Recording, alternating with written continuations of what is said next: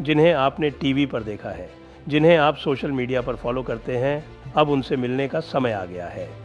Jaipur dialogues annual summit 2026 के लिए registration शुरू हो चुके हैं। अपने पसंदीदा वक्ताओं से मिलिए, उनकी बातें सिर्फ स्क्रीन पर नहीं, लाइव सुनिए। विचार, बहस और भारत के भविष्य को आकार देने वाली चर्चाओं का हिस्सा बनिए। बहुत सी रोमांचक जानकारियां जल्द आने वाली हैं। अभी रजिस्टर करें, लिंक डिस्क्रिप्शन और कमेंट्स में है। नमस्ते, आप सभी से अनुरोध है कि कृपया हमारे चैनल को सब्सक्राइब करें और वीडियो को लाइक करें। और अपडेट ये है कि भाई जो भी धमकी आशुतोष रांका ने दी थी, उसका क्या हुआ? हम भी प्रतीक्षा कर रहे हैं। आप लोगों को भी कुछ पता चले तो बता दीजिएगा, जिससे कि हम सावधान हो जाएं। आखिरकार कॉकरोच है, कॉकरोच कभी भी घर में घुस के वार कर सकता है। तो भाई कॉकरोच से सावधान तो रहना पड़ेगा। ये अलग बात है कि हम हिट विट लेके बैठे हुए हैं तैयार। आओ कॉकरोच आओ, तुम्हारा स्वागत करते हैं। और हो सकता है कि हम कॉकरोच के यहाँ ही चले जाएं, उसके बिल पर ही। कैसा लगेगा आप? अब आप इसके बारे में हमें कमेंट्स में बताइए। बात ऐसी है कि मैदान सज गया है। मैदान यूं सज गया है कि कल शाम तक भारतीय जनता पार्टी और कांग्रेस दोनों ने अपने अपने व्हिप जारी कर दिए 11, 12, 13 तारीख के लिए। 11, 12 और 13 ये 3 दिन ही संसद अब चलनी है और 11, 12, 13 के लिए बीजेपी ने अपना व्हिप जारी किया बाद में। उससे पहले ही कांग्रेस ने अपना व्हिप जारी कर दिया। तो इसका मतलब क्या है भाई कि कांग्रेस के जो भेदिए हैं वो बैठे हुए हैं बीजेपी के यहाँ। और बीजेपी के यहाँ क्या हो रहा है, बीजेपी क्या करने जा रही है, उनको पहले से पता चल गया क्या कि बीजेपी व्हिप जारी करने जा रही है? तो उन्होंने भी व्हिप जारी कर दिया। मुख्य बात यह है कि 11, 12 और 13 को कुछ होने वाला है।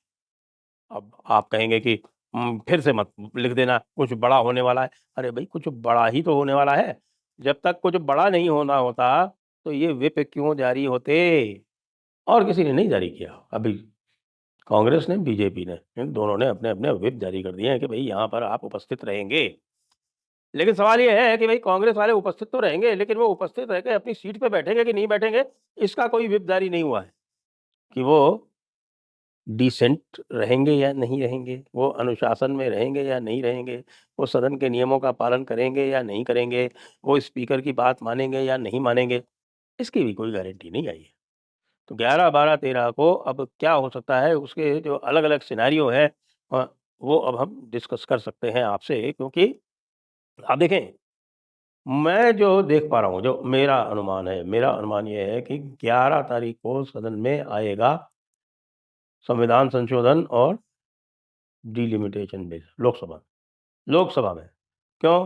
क्योंकि लालदू होमा जो मिज़ोरम के चीफ मिनिस्टर हैं, उनको स्पष्ट रूप से गृह मंत्री कह चुके हैं कि भाई 12 तारीख को ये डिस्कशन में आएगा। तो 12 तारीख को कहाँ आएगा? वो आएगा लोकसभा में ही, क्योंकि उसका इंट्रोडक्शन लोकसभा में 25 मार्च को हो चुका है।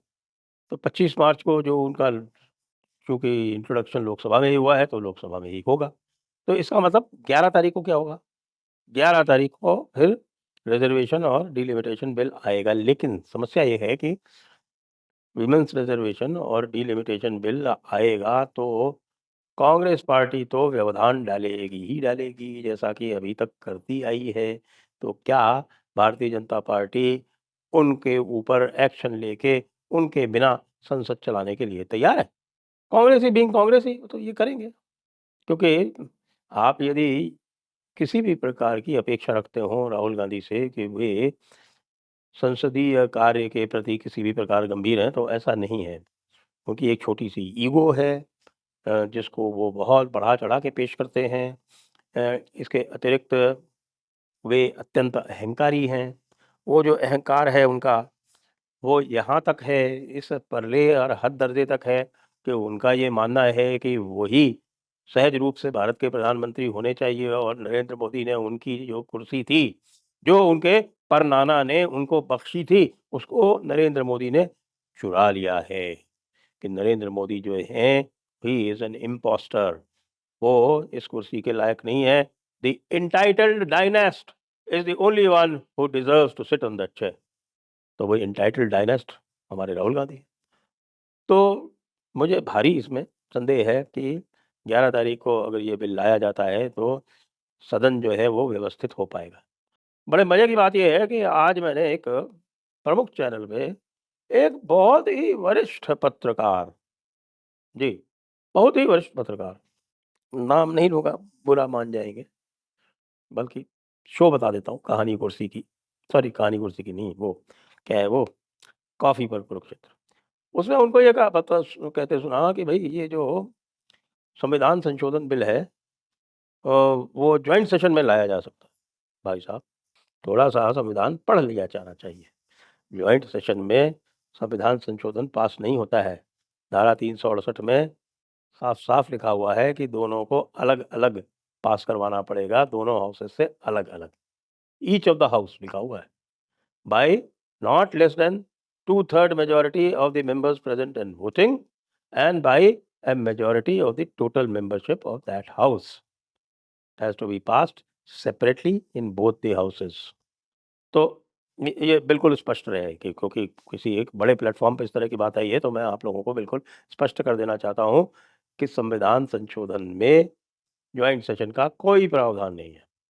और दूसरी बात और है कि ज्वाइंट सेशन होता तभी है जब बिल दोनों ही सदनों से रिजेक्ट हो जाए। ऐसी स्थिति है क्या? मैं या एक सदन से रिजेक्ट हो जाए, एक में पास हो गया, दूसरे में रिजेक्ट हो गया। तो ऐसी स्थिति में जॉइंट सेशन, और वो भी नोटिस होता है उसका। उस नोटिस के साथ में वो 21 दिन का मिनिमम नोटिस होता है, उसके साथ में ही लाया जा सकता है। तो इस भ्रम में बिल्कुल ना रहिएगा, वो करना तो यहीं पड़ेगा। तो 11 तारीख को मान लीजिए अगर यहाँ नहीं होता है, तो 12 तारीख को तो उन्होंने कहा है कि वो एफसीआरए का बिल लाएँगे। एफसीआरए का बिल जो है वो ध्वनिमत से भी पारित हो जाएगा।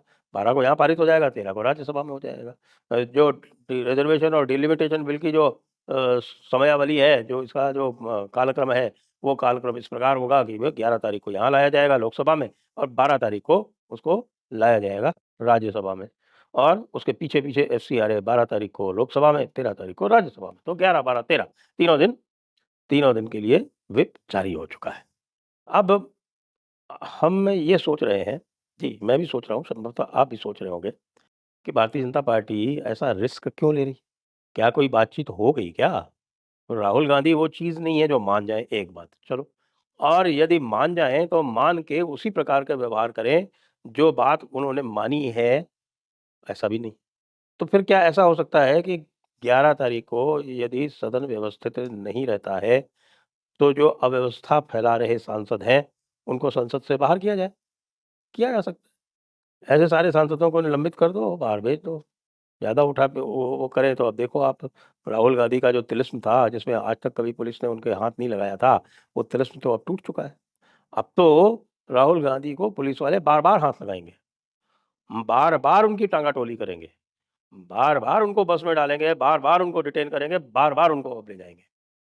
क्योंकि वही वाली बात है साहब की, सीमा रेखा उन्होंने लाँघी, सीमा रेखा पुलिस वालों ने लाँघी, और एक जो तिलिस्म हुआ करता था कि साहब ये गांधी परिवार के सदस्य हैं, इनको आप छुएँ मत, इनको आप गिरफ्तार ना करें। उन्होंने गिरफ्तारी मेरे विचार से कभी देने का प्रयास भी नहीं किया। अब यहाँ पर तो आ गई थी बिल्कुल, जिसको कहते हैं कि आपके प्रतिष्ठा पर आ गई थी या अस्तित्व पर बात आ गई थी, कि कल के छोरे, सीजेपी टाइप के लोग, हुँ, सबको पता आम आदमी पार्टी द्वारा स्पॉन्सर्ड, वो जो हैं, वो माइलेज लिए जा रहे हैं और राहुल गांधी को कोई पूछ नहीं रहा है। फिर राहुल गांधी को जब माइलेज मिला, तो वो उधर चिल्लाने लगे कि ये जानबूझ के किया गया है, हमारा माइलेज खत्म करने के लिए किया गया है। भाई, आजकल के नेताओं को हो क्या गया है, आजकल की पार्टियों को हो क्या गया है, उनको लग रहा है कि केवल माइलेज से वोट मिल जाएँगे। माइलेज से वोट नहीं मिलते हैं।